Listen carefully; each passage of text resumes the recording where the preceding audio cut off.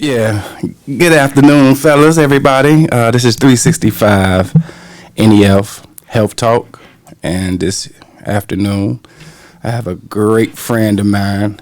I'm gonna let her introduce herself. Laura. Everybody knows me as Nikki, but Laura. Yeah, my partner, love. We go way back. This platform here, what we do here, this is a platform where people could come and we talk about all health issues that plague our community. We also, this platform, allow people to become advocates for themselves, tell their stories, their experience dealing with any chronic illness. So today, we're dealing with sickle cell. We're talking about sickle cell.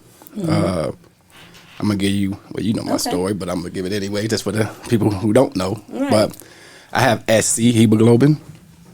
As they say, it's the mild form. I don't understand. I hate when they put but you know what?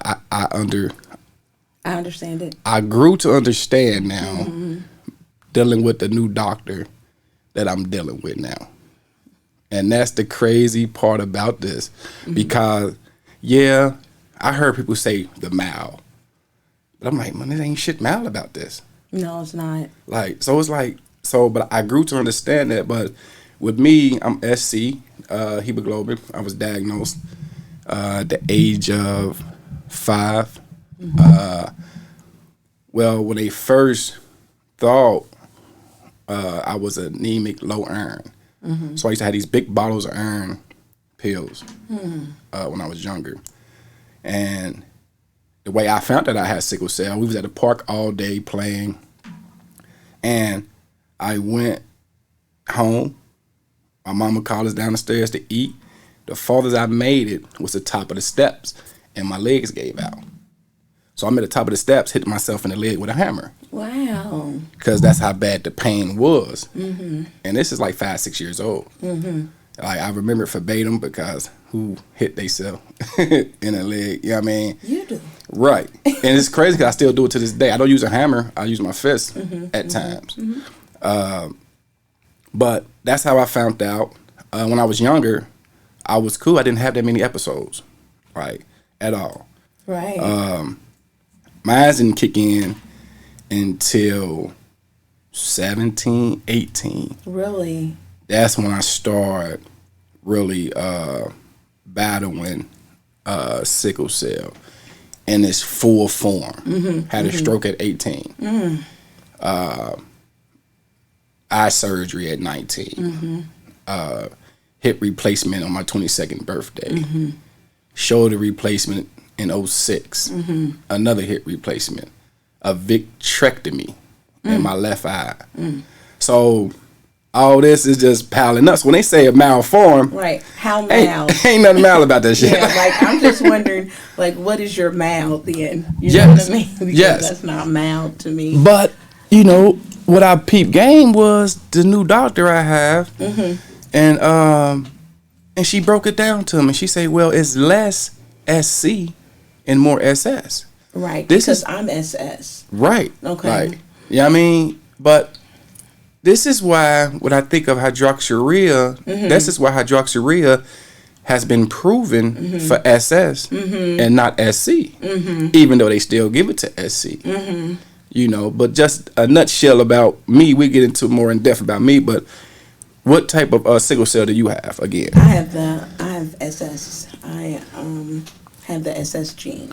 Okay. And before, you know, we go into the long history of it, my idea of SS and SC and what I've observed with people with sickle cell anemia and the difference between SS and SC. In my observation, I've seen that people with SS are usually a lot sicker in their younger years. And then when they're older, they kind of graduate to better health. Yeah. And I feel like that the people I knew with SC were cool when they were young. And as they get older, they're more affected by how sickle cell disturbs everything in their body. Yes. You know what I mean? But yes, I'm SS. I was diagnosed at 6 months old. Okay. They had no clue on what was going on because there wasn't a lot out about sickle cell anemia at that point, or groups or, someone to allow my mother to know what or where this came from, So she did a lot of research. And that's where a lot of my education of myself came about, is asking a lot of questions, because it was something new to them as well as me, I was in a hospital a lot more when I was younger. So Children's Hospital was like a second home for me. You know what I mean? I was there all the time. They did so many tests when I was younger. They even cut me open and took my spleen, appendix, and the gallbladder, thinking that may have been the problem. But come to find out, all the while, it was sickle cell. Wow. So, wow. They emptied me out. Wow, right, more or less. So, yeah, wow, that's deep. But they did that. So, coming up in school was a little difficult, because people did not understand that, let me say for, the way I looked, I wasn't deformed. Right. I didn't have a deformity to say that I had a disability, because I could still run, I can go play, and then next minute I can be in a corner, sick as a dog, and then seconds later may need a transfusion, IVs, pain medication, and they're like, yeah, right. And they can't see it. So, because they didn't see it, it was hard to believe it. You know what I mean? So, that's when my mother, and I'll say Mufja Hassan, Liz Wisdom, Lorraine Larkin, which is my mother, were part of the sickle cell awareness group that was on Reading Road when we were younger,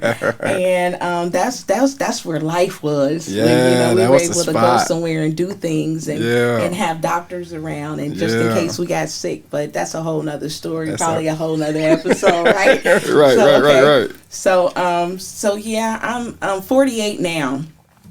And in my life, I've had 2 hip replacements. I recently had COVID in June, me and my mother both. And how COVID hit me, it messed up something in my kidneys and a little bit of my lungs. I've had eye surgery. I was born partially blind in my right eye with a ptosis. It was like a little form of a clot over it where the blood wasn't circulating, so it kind of died out.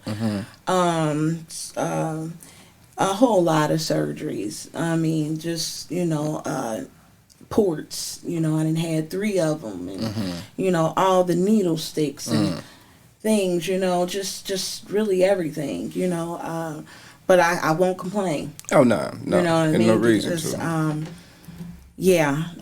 I just won't complain, because I know it could be a lot worse. And right now, I can say in my younger years, it was worse. It was a lot, I couldn't function well. I wasn't doing well in school. I didn't have a crowd of people that I hung around.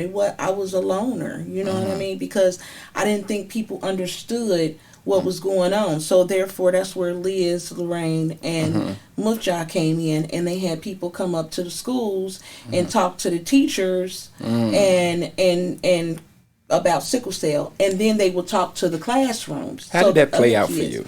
It was kind of good, but then again, you just don't want people to be sympathetic like that, to be like, oh, because you want to be strong, you want to be like everybody else, so just don't point me out, like, my gym teacher used to be like, oh, Lord, no, why don't you sit this one out, you know what I mean, just come on up here and sit down. But to me as a kid, I don't understand that, you know what I mean, like, I want to do what they doing, so, but it was a better understanding. I'm gonna tell you my experience in 6th grade when so I got sick one time and they found out I had sickle cell, right? The teachers in the school, whatever. So my teacher say, "Well, D'Angelo, do you mind we talk about it?" I say, "Well, just don't blast me out." All right. So I said, "Okay." So I come to class next day. They got sickle cell on the board. Boom, biggest day. I'm like, okay, they don't know it's me. So I sat down and shit. Like, so they like, yeah. They started talking about it, and they say, "We got somebody who know a little bit more about it." D'Angelo, like, I spazzed the fuck out. Yeah. I cussed out, called all kind of names. Right. Like, well, because the backlash of that shit.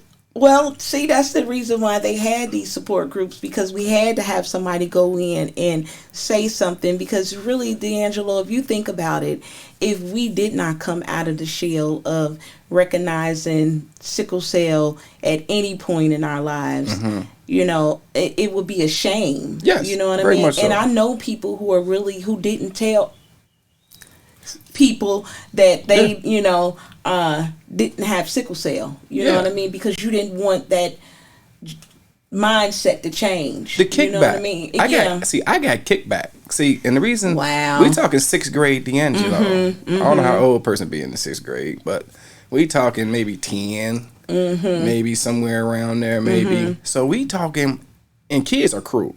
Oh yeah. So now I'm starting to hear things like, "Oh, if I hit you, I'd kill you." So now I'm fighting more. You know what? So now I'm fighting more. So it's like I kept it away from people, because when you living in a certain environment and they see something they perceive as a weakness, you will get attacked. So I knew to keep that shit under wraps. So when they aired me out, my teacher aired me out, I spazzed the fuck out, like, you know what I mean? Because I had backlash. It died down, but I had backlash. And after that, I never said shit else. Like, from junior high, high school, you had to really know me to know that I had sickle cell. If you didn't know me, you would never. Well, we were total opposites. When I was in school that age, I kind of faded to black. You know what I mean? I kind of, was kind of standoffish. Played the background. Yeah. Just so I would not. I didn't want to be noticed. I didn't want to be called on in class. I, duck behind somebody when they asked the question. Because I just never really wanted people to know. Yeah. I'd be sick right in class and still go through a crisis and go to the next bell. You know what I mean? And after a while, it's all about the mindset with me. Yeah. Of controlling it. Yeah. After so long of living with sickle cell anemia, to me it's become a mindset. You know what I mean? Where I'm at in my mind. But I really like the fact that they had those groups come to the school, which helped me out, because I think sometimes at that point it kind of made me glad that some of my friends would come and say or ask me questions. Yeah. Because they didn't understand. They wanted to understand so they could get closer. Yes. And everything. So that was a good thing, you know what I mean? And without them being able to get out there and put that out, we weren't talking about classroom to classroom. We're talking about everybody report to the auditorium. We're having a damn, they put you there. We're having a session about sickle cell anemia today. Wow. And it's this slot was blocked out. I like that. So they would know. And and then it was the question, do you know anybody with sickle cell anemia? It's like, no. What's that? What's that?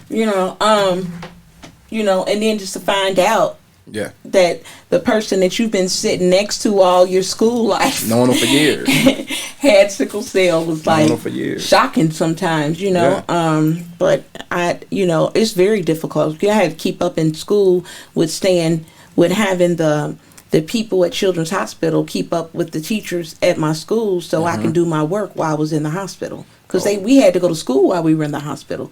When I was in Children's. Wow. That's what's up, though. Don't stop. We had to go to class.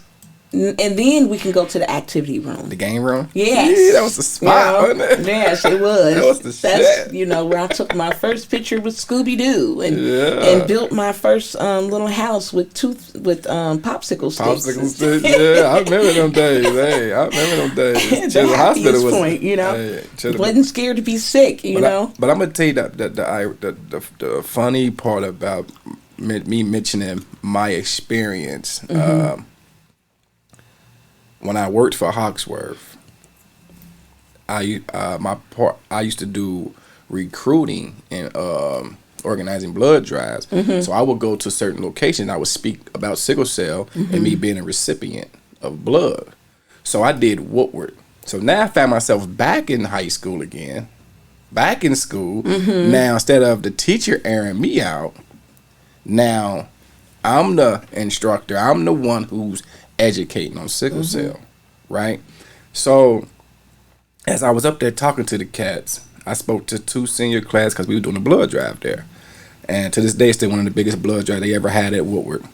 And as I was speaking, you know, the kids, they crazy. They still crazy as hell. So, you know, you can tell when somebody nervous. I'm nervous and shit. My voice cracking and shit. So one of the kids like, don't be nervous now. Like, which opened me up. Like, all right, well, fuck. Like, I'm out there, they cussed in class. But it opened me up. Right. So what I did was I played the video that I shot in Denver. And they saw me, and they were trying to put 2 and 2 together. Like, is that the same guy that's in the back? So they looking at the TV, then they look at me, and they look at the TV. So long story short, I get up there, I start speaking about sickle cell from my point of view and me having it. So at the end of the class, one little dude got up and saying, "Damn, man, you got sickle cell?" I was like, "Yeah." He whispered I got sickle cell too. I said, "Okay." Like, he was like, "Man, I ain't tell nobody." I mean, this is a senior class. These is kids he been going to school with for years. When he got up and said that, the whole class looked at him. So he was telling kids that when he was sick, he was in jail instead of the hospital. So, what? So it blew me away. So I'm like, well, damn, how? I say sickle cell, yes, it's a painful disease, but it's nothing to be embarrassed about. He was ashamed, yes. He was how embarrassed can you be about something to jinx yourself? Very, though, because like, it's about knowledge. It's down to this is that, you know, not wanting people to know, but you have to come out and say something so you can find the understanding. You know, of what you know this child is going through. But see, what it told me from his, he I don't know what kind of support he had at home. I don't know what they doing at Children's Hospital, because between your home and Children's, they didn't have the system that we have. I don't know what the system consists of now. I mean, I used to work at Children's. I heard stories on things, how they transition. They're a lot better. And for its research, they real good at the research. Now, how they do the outreach, that's another thing. I don't know. I'm not going to speak on nothing I don't know about. But speaking from that situation, when he said that, them kids were like, "Man, I've been knowing you for years, since the elementary." And he never told them. Like, and, you know, I had to let them know why without him even saying anything, because I was that same kid. I was the same guy, because, once again, the kids could be harsh. You know, you ain't trying to get teased. You ain't trying to hear, "Oh, if I hit you, you gonna dive." Or, you know what I mean? Which gonna make you fight even more. But the blood drive after that, we had 90-something kids donate in that one blood drive we did after I spoke to them 3 classes. That's and cool. Each class, I discovered another child who had sickle cell, and that class didn't know. 90 people probably made that kid feel so much better. Oh, it was off the chain. About coming out, you know, being more understanding. Now he didn't have to be ashamed, lying about being in jail. Really could be a kid now and do what he wanted to do. And it's okay. Yeah, it is okay. It's definitely okay. You know, it's okay. And that's just why, you know, when I started 365, after I heard that, shortly after that, I started 365 Never Ending Fight, because I knew all the hurdles, and I knew of people such as yourself and your hurdles and your story and other people's story. I'm like, man, this is nothing to be embarrassed about. No, it's not. You know what I mean? I look at sickle cell as a blessing and a curse, because it keeps us young. Like, you know what I mean? That's for sure. And it allows you to put your life in perspective sooner than most young adults.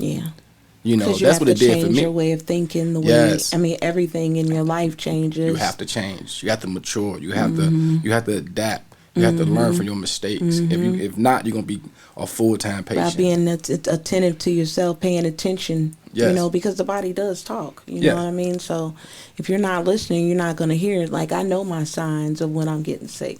Yeah. I can tell you maybe 30 minutes to 45 minutes ahead of time if I'm about to get sick, you know what I mean, now, because I can, it's something that my body goes through before it hits that stage, you know what I mean, and I wasn't paying attention to it. I wasn't aware of it, you know, but now that I pay more attention to it, I know when that happens to me that something is going on. So what do I do next?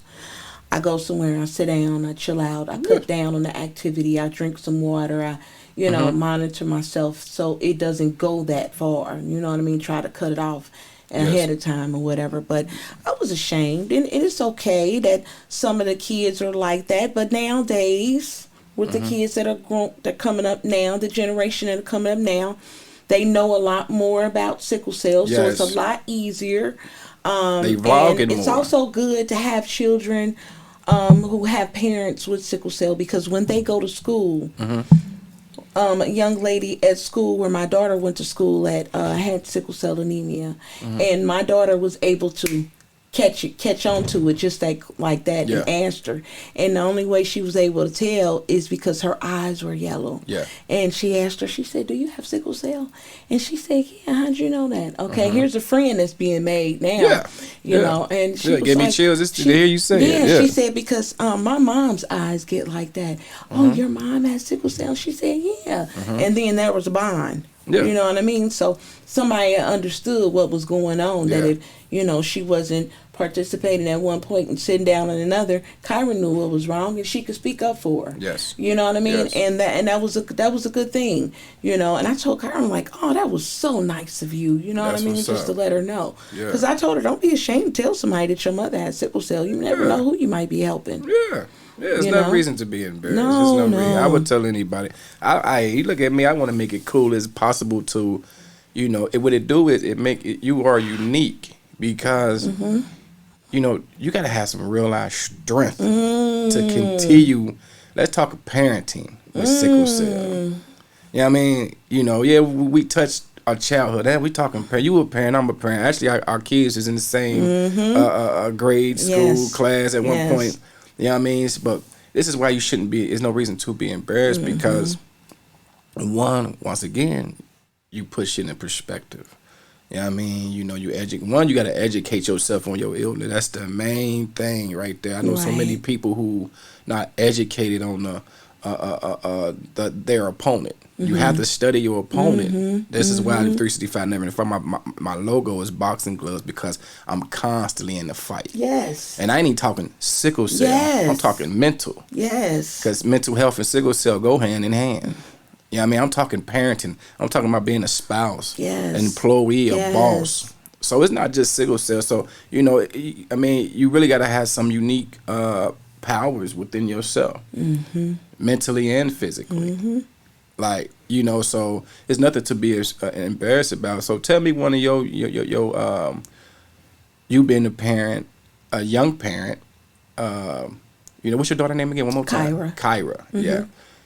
With Kyra, tell me a situation where, and I know you probably got a many because I know I do, where it became almost unbearable, or you might feel like, damn, I couldn't do it that day because, like, you know what I mean? Do you feel guilty sometimes early on? Oh, yes. The guilt came in. Like- The guilt trip. First of all, when Kyra realized that I had this illness, and it was kind of hard to explain to her, but you know, her grandparents were very active in her life, and school, she was cheerleading, and my daughter has always been active in school. It was many a days that I couldn't make it to see her cheer or play basketball, or, you know, even for a birthday party for herself, you know what I mean? And And I think I made up for a lot of that by trying to give her as much as I could. Yes. Materialistic wise, you know, just material wise, you know what I mean? Of buying her what she wanted. She was the only child anyway, so you know, I was trying to make up for that. And then not only that, but also trying to not let the guilt kick me in behind that, you know, me and her, you know, her father is not together, or you know, it was kind of heavy, but you know, I'm a firm believer of everything happens for a reason. Oh yeah, indeed.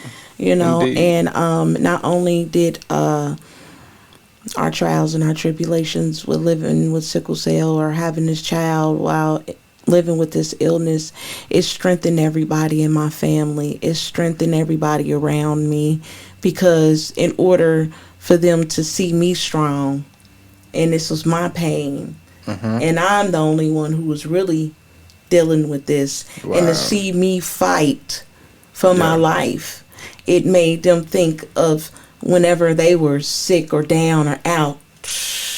I hear the same. Let me go ahead, because if Nikki could do it, God damn it, get my ass you know, up. Let me get up and go. Shake this shit out, right? You know, so it is a blessing, and it was definitely a blessing for my mother. You know, that she didn't cop out on me and be like, you know, I just can't deal with it. No, my mother found her faith. She was raised and brought up on her faith, and standing firm on you know, having the Lord carry her through these trials and tribulations. So, you know, which was her in turn process of getting herself together in order for her to get me together. Yes, ma'am. You know, it was, you know, he knew what he was doing, you know. Powerful. So now she's instilled that in me, and now I'm standing on that ground. So it's like, you know, we're trying to do everything that we can to, you know, to do right by this. There was a lot of things that me and my mother didn't agree upon. You know, I mean, I wanted to be a teenager. I really wanted to be a teenager. And sometimes I think about it like it was probably a hard decision for my mother to be like, okay, well, just go ahead and go. She already knew what was going to happen. Yeah. You know? Yeah. But she had to let me go ahead and experience that. And I'm sorry, Mom. But you know what? I am so sorry. You learned through that. But see, your mother, you know, your mother, she was involved in the sickle cell. Now, I'm assuming she got involved in the sickle cell program after she found out you have sickle cell. Yes. That speaks volumes to me, because she probably didn't understand right away. But then she immersed herself into her daughter's illness and educated herself to the point where she sit on a board and involved. Yeah, the president of of an organization of dealing with sickle. That's powerful. When I first met your mom, she told me that gave, once again, I'm a big baby. I try not to get emotional. Oh, it's okay. But that's powerful to me, because she took the initiative to get deep into that shit. You know what I mean? You know, because some parents would just, oh, my baby got sickle cell. Yeah, and I actually saw that with my own eyes. Oh, you and me both. You know, I've seen that with my own eyes. And you'd be wondering, like, where's their family? Like, where's the support? You know what I mean? Yeah. But yeah, she did. She had to grow in, she had to grow into sickle cell. Even though she was not living with it, she's living with it. Yeah. You know what I mean? So, you know, like she used to tell me, every time you was getting stuck, I was getting stuck.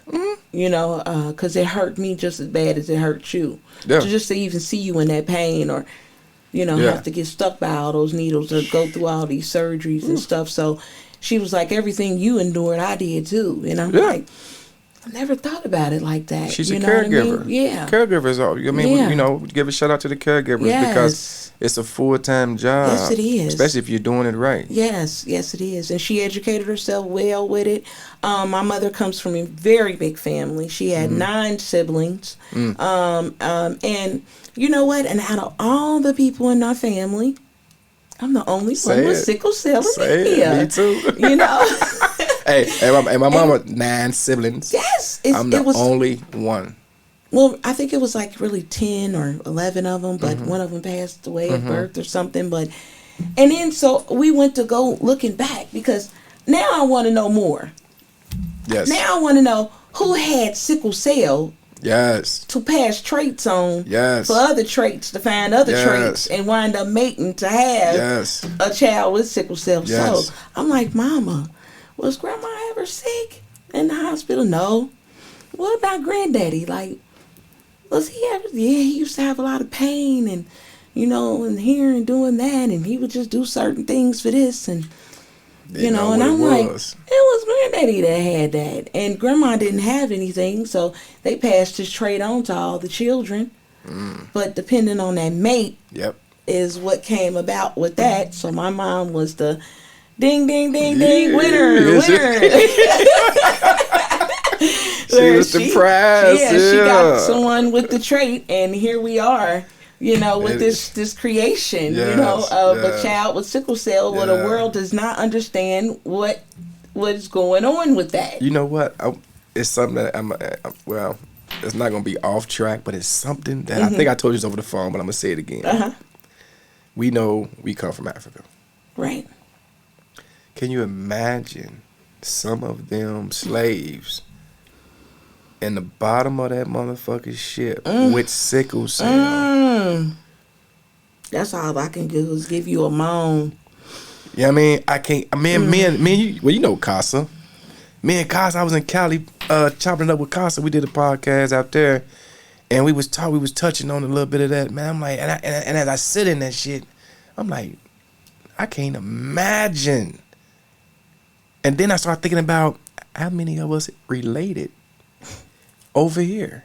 Well, when I think of the S, I can't remember which part of Africa the S comes from. Right. When I think of the C, because I'm SC, that comes from another part. So I'm like, damn, how many of us in America is actually related? Like, because it's the blood trail, it's DNA. Yeah. You know what I mean? Because even you've been the S and I have an S. Yeah. We might be able to trace our bloodline. The roots, yeah. And see where that shit really, what part of, I was watching, I'm going to get off track, but I was watching a thing last night where a couple from Indiana moved to Ghana. And a lady, they had a platform over there, the lady interviewed them to ask them how is their experience coming back home. And that made me want. I'm like, man, I gotta visit Africa. Like, yeah, that's one place I really, really. Because I really want to know how sickle cell is portrayed over there, how it's treated over there, and how to affect people over there versus over here. Well, and that another thing is just when we think about that, and we talking about going back to roots, and we talking about an illness that has been treated with medication. We're talking about people who had this illness before all of this came out. What herbs? Yes. You get it. You know where I'm going. You know what I mean? Did they use to help them with that blood flow or the whole cells or for their body to, function right or, to get what it is that they needed to get? What herbs were they using? Because I know it had to be from the earth because we didn't have all that factory stuff. See, then, all medication, all medication come from the earth. It's just when they want to mass produce it, right. they add all the preservatives. I'm coming from the pharmaceutical right. I know. I know you smack going from the Congos. It's like and that's where I know that it's a mind thing because if they were able to do it then, all the way back before we can even think about existence, so like. With no medication, why? What was if their minds were that strong then? How much more stronger our minds are now? Yeah. That we can actually get over pain and subdue our bodies to listen to it starting from here and following here. You know what I mean? And being able to cure ourselves. that kind of way, instead of trying to take medicine for this that offsets that, get a side effect for this, and might have diarrhea, throwing up, this, that, and the third. And, Yes. So, what were they doing that kept them? But you know what? But and it's the stories and the research of me, because I was the same way. I needed to know where did it originate. Now, I know information that could be, tainted. But, of course, sickle cell trait fought off malaria. And sickle cell trait, I guess the body naturally formed a defense against malaria. So, but to find out that sickle cell does not fight off malaria, I guess sickle cell anemia is the byproduct of of anemia. Sickle cell anemia. I mean, sickle cell trait. I guess they say, for example, malaria is big here, and 10 of us, our body mutated. Yeah, it was that mutated gene that kept that mutated gene from getting malaria. But then guess what? Now everybody around here is got a mutated gene unknowingly. Then they start mating. Now you got two genes that never was supposed to come together, and that maybe came together. Now you have SS and SC. Because you can actually tell where people come from, what kind of sickle cell they have, because there's so many different types. Like yes, it is. Beta thalassemia. Yes. Just different, people over in Jamaica usually have that, Yes, in the Mediterranean. Yeah, or whatever. I got a good friend downtown. They got a smoothie spot. An older couple. They from Afghanistan, somewhere over that way. And they beta thalassemia. You can tell where you're coming from, like what part. Yeah. Of even Italians that you came from, right? Well, now also that sickle cell is changing faces, and I say changing faces because it was also known to be a predominantly black disease at first. Now we're such a melting pot, and every race is blending with every race, that sickle cell comes and it shows up in some of the most mysterious places, now. So you might see a white person with sickle cell now. I'm gonna tell you something. I'm not trying to be funny or anything, but I'm just hoping that it helps sickle cell out a lot now that it's changing faces, because it didn't make people move when it was just a predominantly black illness. And I'm not sure. Hey, I'm not trying to start no argument, y'all. But it's just that I just feel like, that now that it's more worldwide and it's affecting other ethnics, and that we might get more help. But let me tell you the funny part about that, though. And I know exactly what you're saying. You're 100% motherfucking right. But I'm going to tell you the funny part about that is, when I was 22, Dr. Rutnagel, and I was sitting in there, man, Dr. Rutnagel was talking. And he was like, D'Angelo, I was telling him about me getting into the motherfucker at work because they found out I had sickle cell. And he was like, D'Angelo, you can't fight everybody that's ignorant to the fact. You have to educate them. And I'm like, fuck that, Dr. Rutnagel. And a white guy bust through the door, boom. And he's like, hold on, I'll be back. He go talk to the white guy, come back, the white guy storm out. I say, what's wrong with him? He said, he got sickle cell. He said he didn't understand how. And I told him it's a blood disease. Check your ancestors. Yes.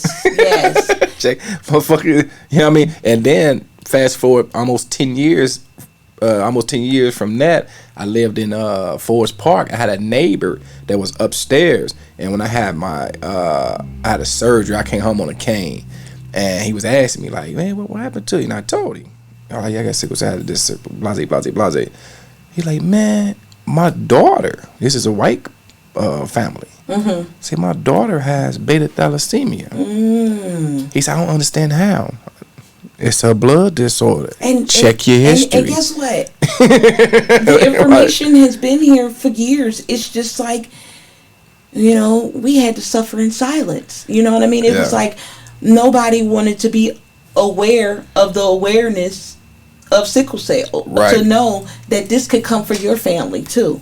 Yeah. Because we're melting pots now. Especially we're mixing all these different races, so nobody is cool. It's not safe for anybody anymore. Now instead of asking, oh, let's go get an HIV test, you mean like, oh, we need to see if you don't have sickle cell too.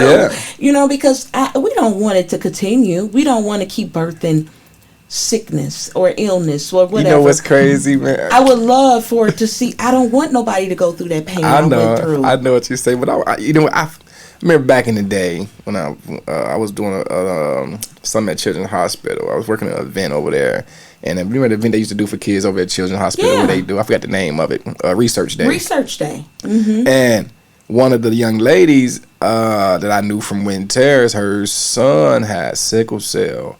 And I was just giving her some advice. And then she said she had to break up with her dude because they didn't want to make any more kids with sickle cell. Mm-hmm. When I tell you that shit fucked with me, like, I know. It fucked with me mentally.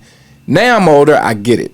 But back then, I was still older, but I was still in my feelings because now you like, damn, you stop a loving relationship. Yeah. Just because you don't want to have another one of me. Yes, me. That's what you were saying. You didn't want to have another one of me. Like, I'm not important. That right? Yeah. Like. Yeah. I don't deserve life. Right. Because the healthiest motherfucker dropped dead. Right. True that. Motherfuckers come up with cancer, all type of shit. Yeah. So you purposely break up a healthy relationship because you don't want. So when I hear people say that, I'm biased, of course. Can't help but be biased because we beautiful motherfuckers. Like, I mean, I get it, Angelo, like, and I do too. And I get what you're saying. Like, don't be ashamed of it. You shouldn't be. But you got to think about it. Step outside of having sickle cell. I know, I'm biased. Step into your parents' shoes, who had to actually see the one thing that they love sit there and suffer, and there is nothing you can do. Nothing you can do about it. I get it. I get it. I mean? I just. God damn. Like, I get it. I get it. You know, I get it. Even when I was, sexually or having sexual intercourse, I'm thinking like, I don't want this to happen. You know what I mean? How realistic is that conversation? I mean, they used to tell us, well, when you about to have sex, you got to make sure they ain't got a sickle cell. I used to tell my dad, I say, man, did you really think I'm about to have this conversation? This is the after the fact conversation. I didn't hit about 10 times before that conversation came up. Like, that's how my son got the trait. Goddamn it, like shit. You know what I mean? I say, in reality, nobody's having that conversation.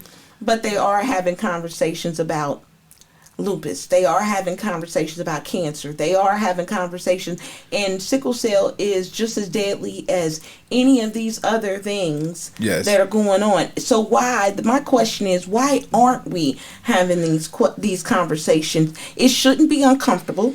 It couldn't be just as uncomfortable as having any other illness that somebody lives with. Right. So why is it? And that brings me back to saying, is it because everybody knew it as being a predominantly black illness, which did not get taken care of and brushed to the back and covered up? Yes.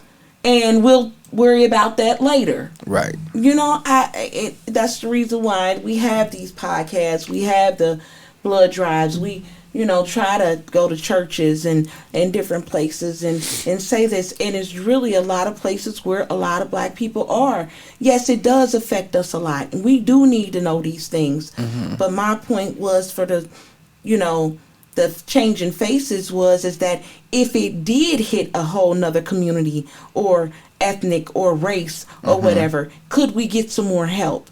Because we're suffering in silence. Yeah. We need that help. The only place that I know, what made my heart so happy one day? What's that? Is that I saw a commercial. Mm-hmm. St. Jude's. Yes. Said sickle cell anemia. Ain't that fucked up? You feel like you a celebrity and shit. Say we made it. We did it. We did it. Oh my God, we did it. That's and fucked I know up. y'all probably think we crazy or whatever for feeling like that, but nobody ever mentioned sickle cell. Yeah. Nowhere. Then we might not jump and say hooray, but inside we got fireworks going on. I was so excited. I was like, did you hear that? I wanted to hear it again. You know what I mean? Like, did you hear that? They said sickle cell anemia. Yes. Ain't that fucked up? Oh, my goodness. It's not said enough, though. Nah, no. Even from celebrities who have it. Yeah, that's true too. It's like because you know what I mean? It was something to be ashamed of, which you're not should be ashamed of, because like you said, you have people like you and I, you know, who have this and can be just as cool as the next person. You know what I mean? Like cooler. If not cooler, but you know, but yeah, it's we got to start talking about it. That's what this we platform is. We got to have this conversation. That's what this platform is right here. This is important. This is why I started 365 Never Ending Fight. Never ending. Most motherfuckers say, "Man, I made some jogging suits when I went to Cali to shoot." Everybody was like, "Are you boxed?"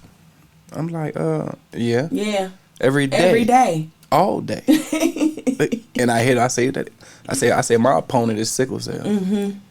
I say the same way you do your research on your next match. Mm-hmm. That's what I do all day, every day. Every day. Even when I'm asleep. Yes. Because my opponent swings on me while I'm sleeping. While you sleep. That's so that my faith fight right there. Yeah, that's that sucker punch. Mm-hmm. That's what you that wake is, up like, God damn, I'm fucking right. Oh, goddamn, my arm. Like, what the fuck? I went to sleep good. Like, wake up with pneumonia, can't breathe, calling 911. Yes. Type shit. You know. You know, another thing is that now with the kids being, you know, what they are now, you know, I think they're a lot cooler than we were coming up with sickle cell. You know what I mean? They are so much cooler. I think I was a cool motherfucker, though. Like, I think they're so much cooler. They are, though, because I'm going to tell you why. They're bold. Yes. They're bold. That's what I love, because I'm a part of quite a few groups on Facebook. Mm-hmm. And I see them vlogging hospital visits. Yes, they're bold. And I love it. Loving it. I love it. I was so scared to let people know I was in the hospital for a month, or and they come back and they be like, "Where you been?" Yeah, right. On a long vacation. Right, out of town. But I do agree though. Like I do agree that I love to see them vlog about it. I love to see their stories. It's this one little homie I follow on Facebook who actually got cured of sickle cell, and he's telling his story with that, which is a fucking blessing. You know, so it's like I said, I love to see it. What about the artists that are rapping that have sickle cell? Yes, I'm friends with one of them from I think he said he's from Cleveland, white or something. Oh, like yes, wonderful. Yeah, wonderful. Speak that pain. That's art. And see, this is why like for us here, man, what we do here. You know, we use graphic arts as means of expression too. Like, you know what I mean, that's what that art, where that shirt is, that I did for a blood drive I did 2 years ago. You know, because it tells a story. If you look at it with a naked eye, you won't even see. Like, you know what I mean? Excuse me. You know what I mean? You won't even see what it reads. You have to know it. So I love how artists is actually using skills to tell their story. You know, dealing with sickle cell. Because, you know, with all the pain, it is some beautiful shit that lies in that shit. Oh, like, yes. It's beautiful to see lawyers, doctors, you know, just outstanding people. Business owners. Yes, you could be successful with sickle cell. And have sickle cell anemia, that you do not have to stay stagnant. Yeah. You don't have to wait for death to come, because if it's going to come, it's going to come. Can't do nothing about that. With or without sickle cell. Yeah. Live your life. Yeah. I'm going to tell you something. I battle with that. It's funny you say that. It's like the older I done got, I never dealt with anxiety before. My anxiety kicked up 3 years ago. Because I was around so much death when I moved back down from Mason. Every year, only been down here be 5 years in June. And every year I lost somebody 2-3 times a year. So my anxiety kicked up. And I'm like, I couldn't work out no more. I didn't realize how much lifting weights was my escape through anxiety, depression for years. I mean, I always had a dumbbell about 100, and I pick it up probably 20 times a day. But when I got this blood clot in my arm, I'm like, in my chest, I'm like, I couldn't lift weights no more, and not realizing that was my release of anxiety, I didn't even know I was battling, or depression that I was battling. So since I couldn't do that no more, it flared up. And when I tell you that shit flared up, it was some shit I ain't never experienced before in my life. It felt like if I would have said I was gonna die, I would have did it right there. Yeah. I didn't know what was going on. My blood pressure spiked. And then I realized, I went to the hospital, they capped me, they checked everything, I was cool. Then it happened again a month later. And then I'm like, then I was scared to be home by myself. One time I caught a anxiety attack. I just opened the door while I was putting my shit on, get ready to go to the hospital. I drove to the fucking the fire department up there in College Hill by Devereaux and sat out in front of that motherfucker. Just in case something happened, somebody will be able to find you. Wow. That shit fucked me up, like that shit. But then when I went in, and I ended up going in because I couldn't control it, and they think I'm on some heroin and shit. But they ended up rushing me to the. And then when I came home and I realized, I say, what is it? Yeah. I need to know what this shit is. Yeah. And then I start triggering the feeling. I recognize the trigger. I recognize what it felt like when it was coming on. So what I started doing when I felt it coming on, I pick up the phone and call somebody. Now the downside of that is they don't know why I'm calling. So they'll tell you, somebody might tell you, oh, let me call you right back. So now I got to call somebody else. Yeah. Then they might tell you, oh, they don't answer the phone. So now I'm stuck in this fucking mental whirlwind, trying to get out, not trying to stop it from going overboard, basically. Yeah. Or then somebody will pick up, and I'll just be talking. But while I'm talking, then I start walking. Then I just strike out fucking walking. I walk damn near an hour just up the street. And I'll be out there by fucking rink some damn where and walk back. Yeah. Like, because my thing is, I'm not in the house by myself. Yeah. If something happened, I'm on the street. Yeah. Like, you know what I mean? And then after that, I bought a dog. My son was like, Daddy, get you a dog.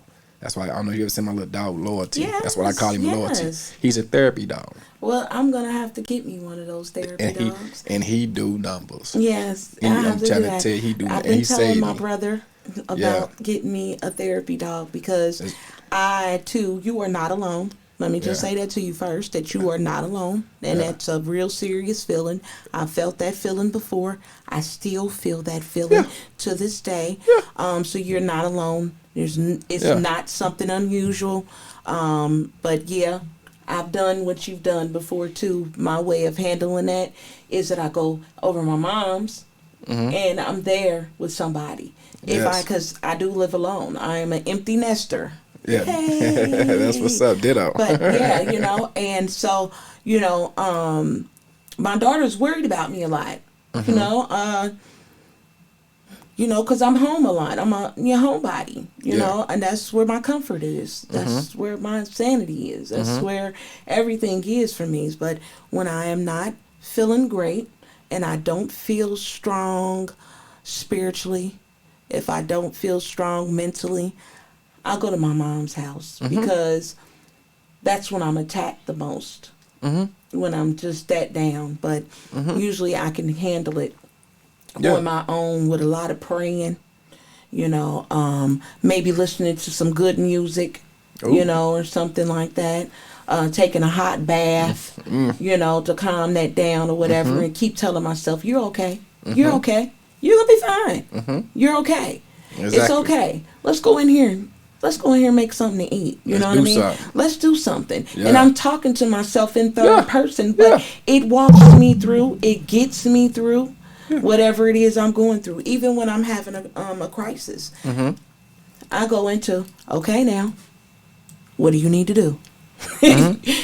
What's the first step? Okay, so how are we feeling? What do you want to do right now? Okay, well, maybe I should go in here and get my water and, run my hot water and, then get some clean pajamas, change sheets on my bed, and maybe light some incense because I'm really big into aromatherapy. Yes, it works. Things like that. And then I'll do those things, and then after that, try something else. Like let's turn a little music on, or to try to, get that calm feeling, to get back and to get that confidence that I'm gonna be okay. That was just for a moment. Yeah. It'll pass. And, when I go over to my mom's, it's because I need encouraging. because she has to tell me, don't you let that devil play with your mind like that. Right. Don't you let him do you like that. If you was gonna die, you would have been dead a long time ago. Indeed. You know. Indeed. So ain't no sense of trying now. I'm gonna tell you something, and it's funny you went into you went into what you just described as the methods you use to pull you out, right? Yes, And I'm gonna tell you, because when I went through that, and I started seeing a therapist, and they want to do medication. I'm like, nah, that ain't that serious. I'm cool. I'm gonna try some things first, right? So when I recognized what was going on, I started doing research, because when I took my blood pressure, when the first day it happened, I took my blood pressure spiked, boom, my shit was high. So I'm like, damn. So I'm taking blood pressure medicine, and took my baby aspirins and shit, because I know I got clots and shit. So then once I figured everything out, I started tapping into Hertz therapy, frequency, right? Because our heart is nothing but a frequency, right? So when you said so when at one time when I started putting my arsenal together to fight against that anxiety attack, I bought these little things from like these things you put in your bath, and they got lavender flowers and all that smell good shit. And then I cut on one of these Hertz that clears your subconscious. I think like a 720 Hertz, if I ain't mistaken. When I tell you, I sat in that tub for an hour. Then I got out, I was cleaned the whole house up, and I'm just hearing Hertz coming through my speakers. Right? That Hertz that's coming through my speakers, it relaxes me. All of a sudden, I'm sitting on the end of my bed. Woke up, I passed smooth out. Yeah. I was asleep for 2 hours. Yeah. Butt ass naked with a towel on. And guess what? That was the best sleep. Best sleep the I done best had. sleep ever.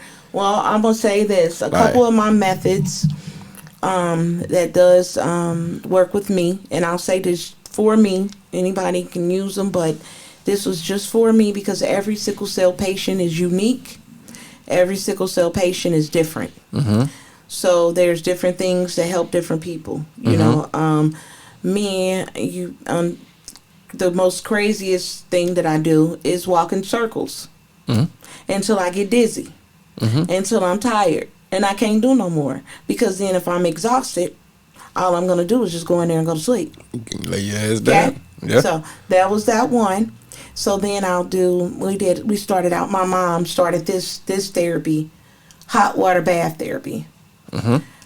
So whenever it's like really bad and we didn't have transportation to get to that hospital quick, you know, hot water, massage, a definite massage, but somebody who can, I don't believe in touching everybody, but you're the shaman. So her feeling, wanting the healing, and touching me is healing enough. Yeah. Because in love, that's my mama. Yeah. You know what I mean? Yeah. And then there's aromatherapy. Yes. Lighting incense. Frankincense and myrrh are my favorite. You know, I also do where if I'm laying in the bed and it's really crippling. Distraction. Like grunting. You know, just to fight through it. And mentally, I'm up here like, it's okay. You're going to be fine. Give it about 10 more minutes and we through with this. And you ain't got to worry about it no more. Yeah. But if it gets too severe, yes, I will do medication. Yes, I will prevent that from having to go to the hospital. Right, and get stuck. You know, I would do anything that I possibly can. Even drinking tea. Different teas. Chamomile tea and, you know, relaxing teas and stuff are really good. They have it now where if you don't like tea, you can get droplets of stuff to put up under your tongue. Yep. You know, little things like I try everything natural as possible because there's always a side effect to every medication that you take with me. You know what I mean? Like, I just don't want that. I'm already dealing with enough with sickle cell. This is how I feel. Right. You know, that I'm already dealing with enough. What if I don't think that I want to keep on doing this to my body. Like, we're going to have to work through this because if they me in my mind, as crazy as I am, okay, I think, what if they take this medicine from me? What if I can't get this Medicaid? Or what if they just say they're not going to fill my prescription? What am I going to do? What are you telling? What am I going to do?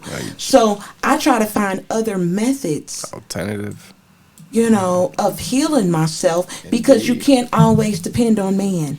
Cause sure can't. I'm gonna tell you something. That's one of my things I really do hate, that I am dependent on another motherfucker to prescribe, to take care of me. I try my best to take care of myself. So I do smoke weed. I don't smoke weed as much as I used to as I was a young man, but I do smoke weed for medical purposes now. Yes. So I do that. You know what I mean? I try to take as less opiate as possible. I do clench my body. That helps when I do a tense and let go. You know what I mean? I do pain on pain. And I'm gonna tell you some shit that I found out that works for me pretty motherfucking well. I mean, it's something I probably can't do a lot because it ain't my personality. It's more or less provoked cussing a motherfucker out. Release.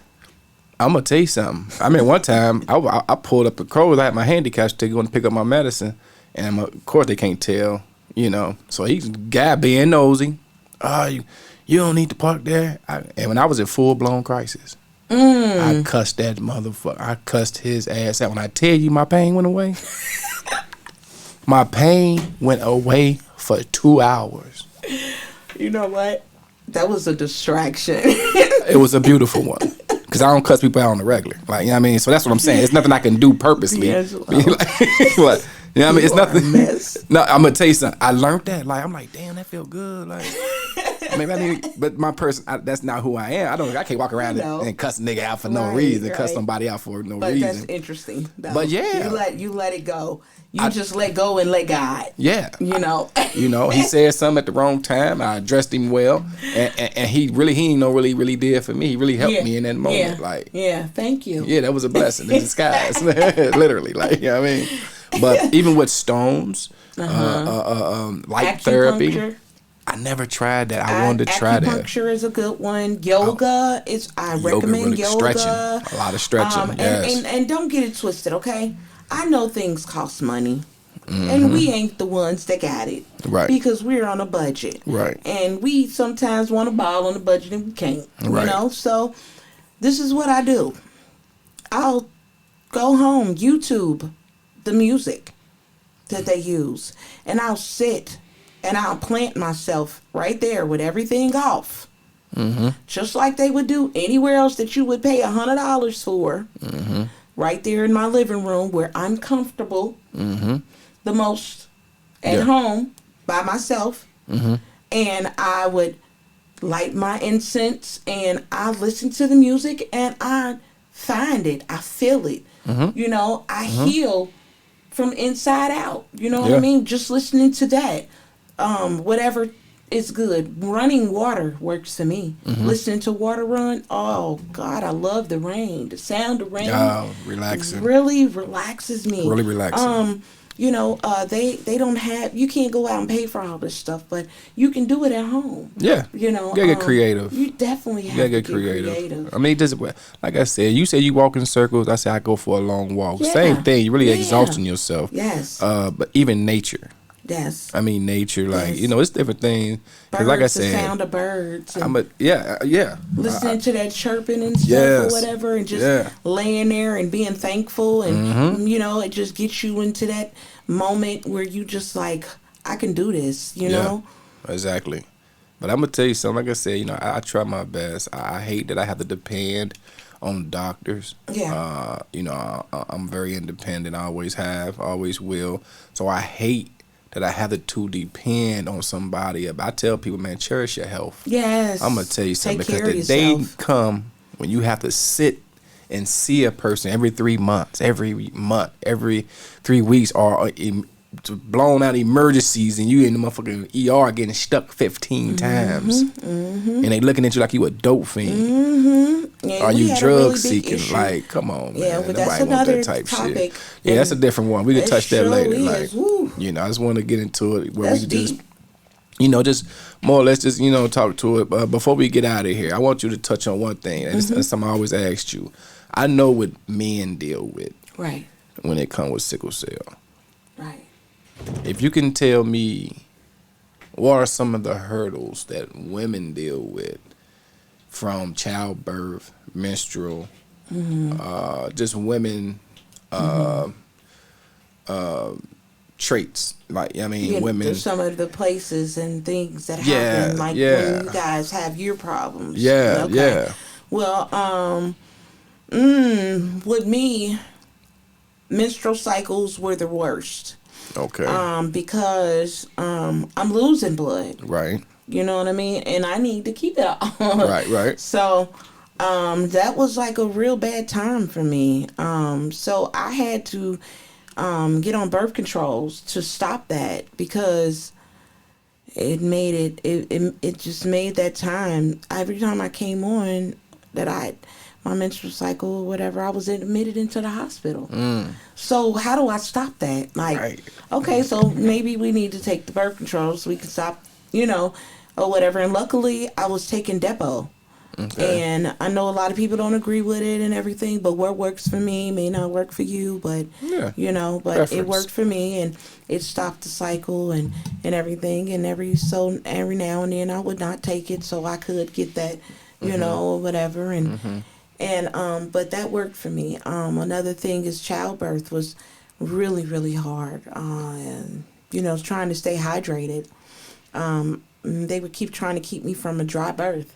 So I had to have a lot of IV therapy and lay on the left side and drink water and this, that, and all kind of things. And then when you're pregnant, getting sick and not being able to take the medicine because you don't want your baby to get sleepy and be all drugged up and Side stuff effect, down there. yeah. Damn. So what do they do then? Because they give you small amounts.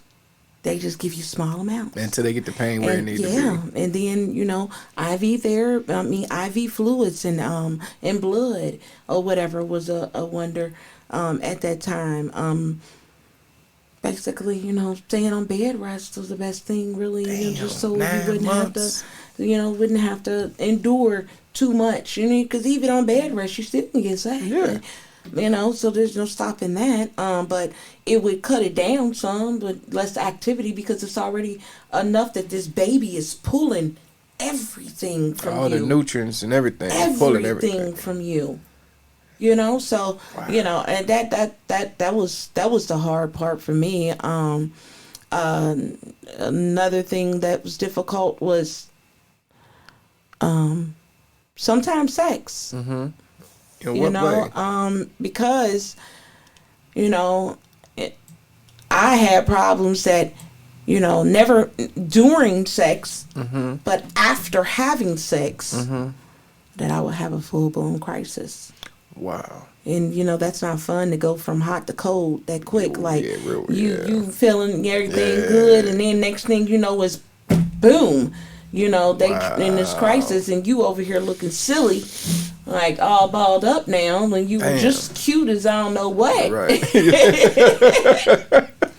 Hey, I'm gonna tell you what my story when you finish. I'm gonna tell you. I ain't gonna have you open up. I ain't gonna have you open up, but I ain't gonna open up with you, goddamn. I'm gonna be there with you, goddamn. I got some stories for your ass. Yeah, not sexy, but now you're balled up, and they looking at you like, what's going on? Like, especially if you didn't open up to them about your. Tell them that you had sickle cell.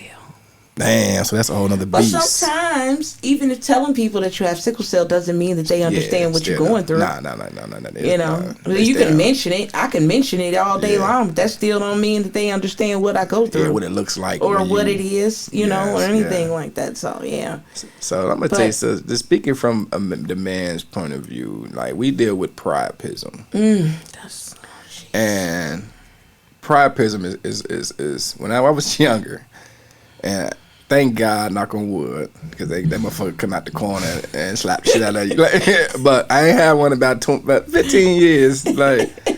But when I first experienced that shit. Well, first of all, let me tell you what priapism is. So I was about to say, tell them what that is first. Priapism, okay, it's like you having a crisis. A crisis It's when the blood is clotted, it's not flowing. So The vessels are restricted. the vessel's restricted. So keep in mind, in order for a man to get an erection, the blood have to fill up the the private, like, you know what I mean. So what happens is when it fill up, it gets stuck. You have a crisis. So now you walking around at with a hard on. full tension, Yes. hard on, Right. painful, Yes. Crippling. as hell. Yeah.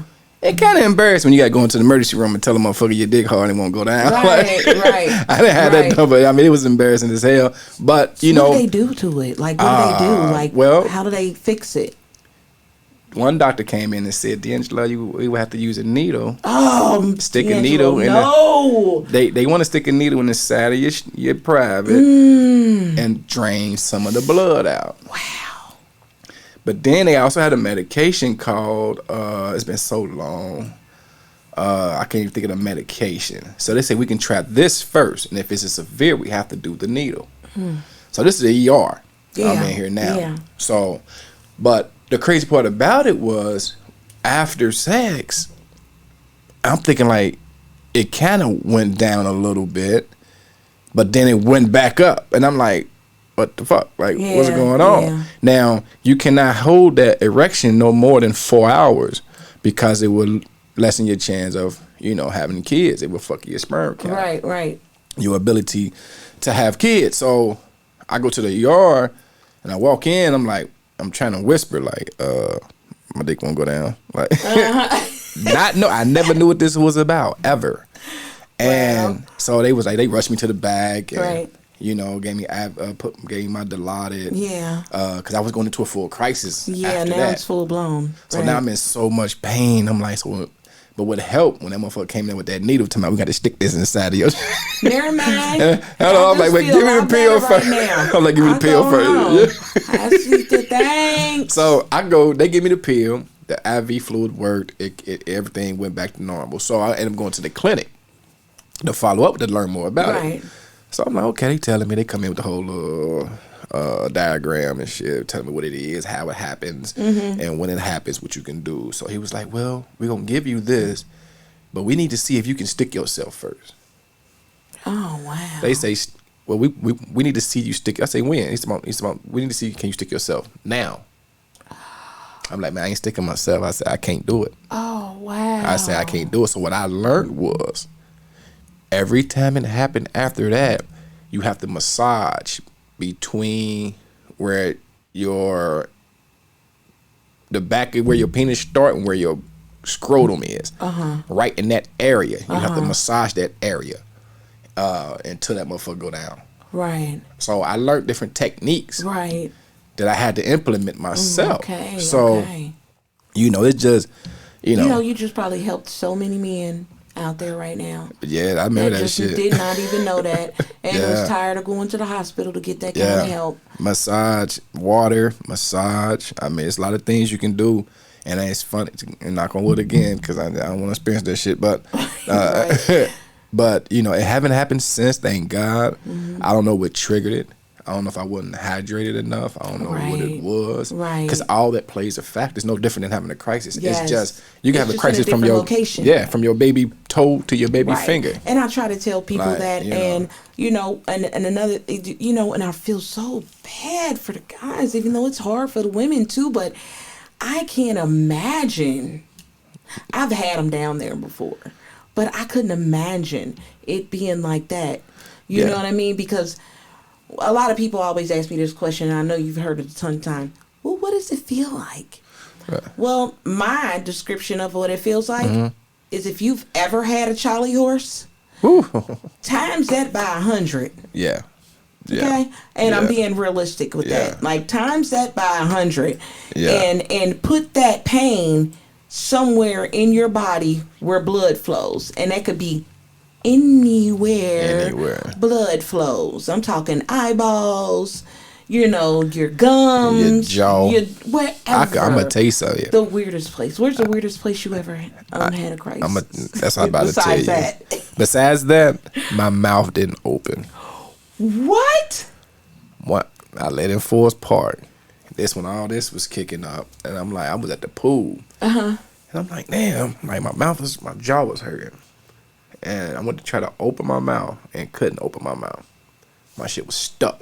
Oh, you had lockjaw, like almost like lockjaw. Yeah, they had to give me muscle relaxers. When they gave me the muscle relaxers, I was able to open it up. Yeah. But yeah, I had it real bad. Like, Well, mine was the weirdest place I've ever had it was really in my breast. Wow. Yeah, and you know I breastfed my daughter. Okay. So, that's one of my places though that I would have it, because usually when I have a crisis, it comes in through my back, but it leaves out through my stomach. Yes. You know what I mean? It does. It comes in through my back, but it leaves out through my stomach. And sometimes, if it's one to be wild and crazy, or something's maybe not going right in my body, and I don't know of, and I haven't picked up on yet, it may come on up to my chest. But when it comes through my chest, it comes out through my breast. Wow. You know, so yeah, that's the weirdest place. And my gums. Oh yeah, that spirits them. My gums. That shit weird as hell. My gums, like, yeah. Yeah, but I'm gonna tell you something. Like I said, we've been going.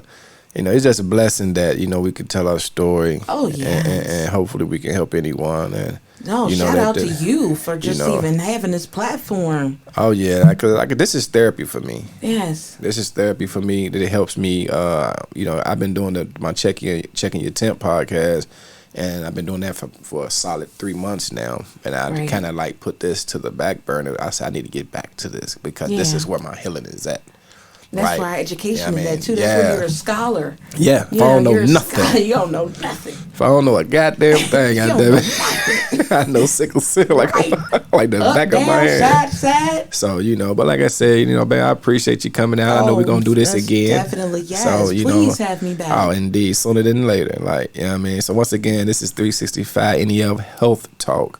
And like I said, on this platform, we turn everyday warriors into advocates for themselves. We touch on topics that plague the community. And like I said, if anybody out there who want to come on and share their story and, the trials and tribulations that they deal with, reach out to me, email. And at the bottom of this screen, you see my Cash App. This is a non-profit-based organization. So my Cash App is scrolling at the bottom. No donation is too small. So once again, Laura, I appreciate you, baby. Thank you. I appreciate you guys. We're going to do this on the leg because we got so many fractions. We got so many levels of this. of this topic. So once again, we out of here. Y'all be easy. Yeah.